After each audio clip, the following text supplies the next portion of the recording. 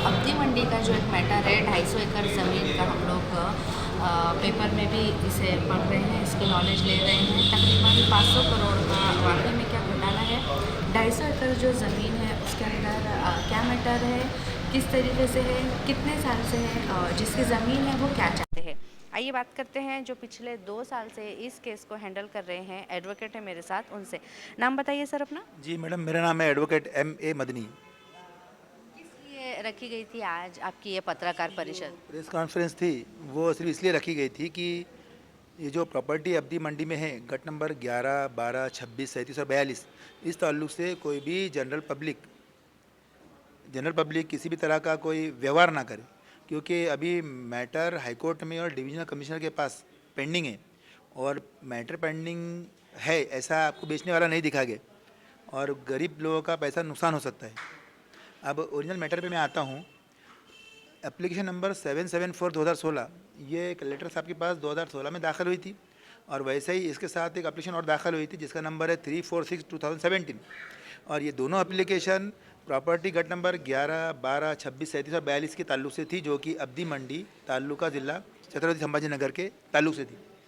उसमें writ petition number 8877 honourable high court bench at Aurangabad, इन्होंने 2022 में एक आदेश दिया था कि दोनों एप्लीकेशन को जल्द से जल्द डिसाइड किया जाए।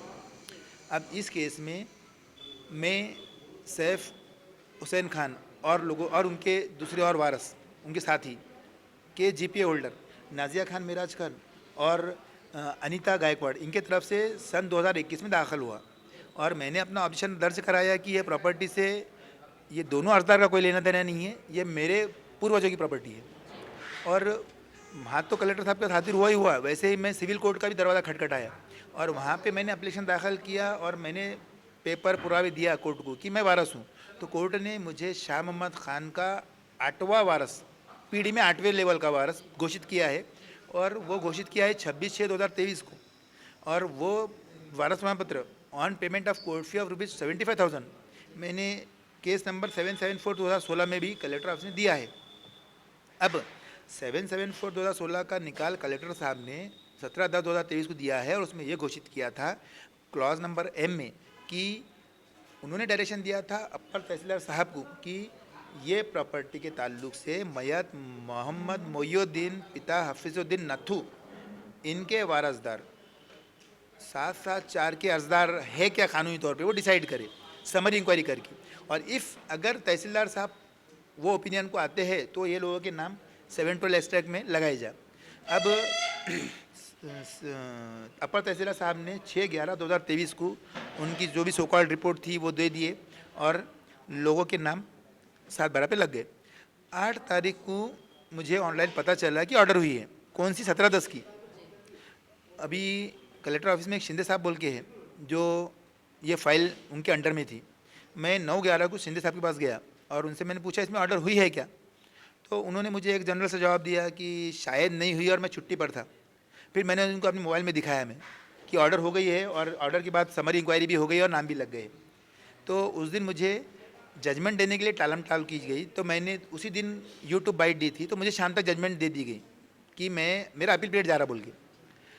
उसके बाद मंत्रालय में मैंने एप्लीकेशन मूव करा था, इस ऑर्डर होने के पहले भी, ये ऑर्डर होने के बाद भी, कि यहाँ गैर व्यवहार हुआ है और मेरा हक मुझे नहीं दिया गया। जवाब मुझे नहीं आया, जवाब पेपर में आया, जिन्होंने करे उनको आया, मुझे कोई जवाब नहीं आया। और जो 5 तारीख को जो पेपर में आया है हेलो औरंगाबाद में कि 250 एकड़ का गैर व्यवहार हुआ है, आज अगर एक जनरल पब्लिक रजिस्ट्री करने लिए जाती है, अगर 5:30 बज जाते तो रजिस्ट्रार कहता है कि कल आओ, जबकि ये रजिस्ट्रियाँ 8:30 बजे के बाद में हुई। ये स्पेशल सर्विस रजिस्ट्रार साहब ने ये लोगों को क्यों दी, ये आप उनसे पूछिए, फर्स्ट थिंग। सेकेंड थिंग, आम पब्लिक को खरीदी करे बाद फेरफार करने के लिए minimum period as per law 15 days के बाद मिलता है। यहाँ 3 दिन के अंदर फेरफार भी हो गई, ये स्पेशल सर्विस दी गई, क्यों दी गई आप उनसे पूछिए। अभी एक और एक न्यूज़ आई है इसमें 6 तारीख को, जिसका मुझे ऐसा लगता है कि इस केस से और इस ज़मीन से ताल्लुक़ है उसका, वो मैं पढ़ना चाहूँगा।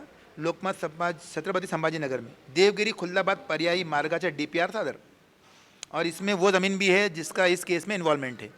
तो मैं पब्लिक को इतना ही बोलना चाह रहा हूँ कि ये जो मनुवीर अग्रवाल है, तन्वी अग्रवाल है, चौहान साहब है छत्रपति संभाजी नगर के, अब जैसे पेपर में ये चीज़ खुल गई है तो उनको उन्हें तो पता चलेगा कि अब उनका मसला ठंडे बक्से में चला गया, लेकिन वो ये प्रॉपर्टी किसी को भी कम भाव में बेच के अपना पैसा निकालना चाहेंगे, तो कोई भी आम जनता उनका शिकार ना बने, क्योंकि मैटर हाईकोर्ट में भी प्रलंबित है और डिविजनल कमिश्नर में प्रलंबित है और मुझे पूरा भरोसा है कि मुझे न्याय मिलेगा।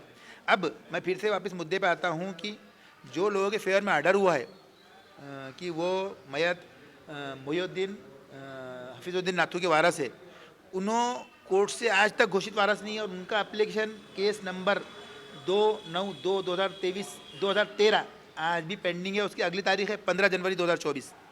उन्होंने खुद वारस डिक्लेयर नहीं हुए तो कोर्ट ने उनको वारस कैसे घोषित कर लिया।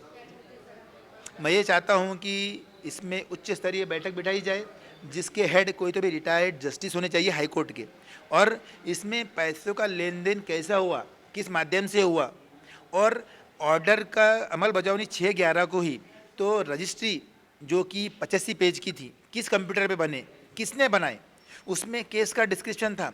तो 17/10 को जो ऑर्डर हुई जिसकी अमल बजावनी 6/11 को हुई, तो 6/11 को जब नाम आए तो उनको क्या मालूम था कि 17/10 के ऑर्डर में हम ही वारस निकलेंगे, कौन सी बेस पे।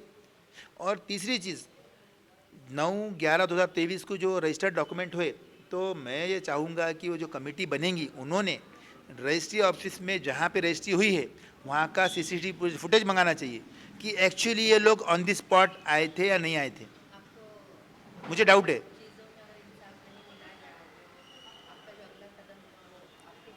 अभी नहीं, मैं लीगल वे ही अपनाऊंगा। मैं अभी मैं हाई कोर्ट में गया हूँ, हाई कोर्ट के बाद इसका एक स्पेशल ऑफिस है मुंबई में, वहाँ जाऊँगा। वहाँ मुझे न्याय नहीं मिला तो सुप्रीम कोर्ट है, वहाँ जाऊँगा। और उसके बाद भी न्याय नहीं मिला तो आंदोलन करेंगे। हम हिंसा नहीं चाहते, हम एकदम शांत स्वभाव से कानूनी रास्ता जो दिया गया हमें वो उसका इख्तियार करेंगे और कानून पे पूरा भरोसा है कि हमको न्याय मिलेगा। मेरा नाम एडवोकेट M.A. मदनी, छत्रपति संभाजी नगर।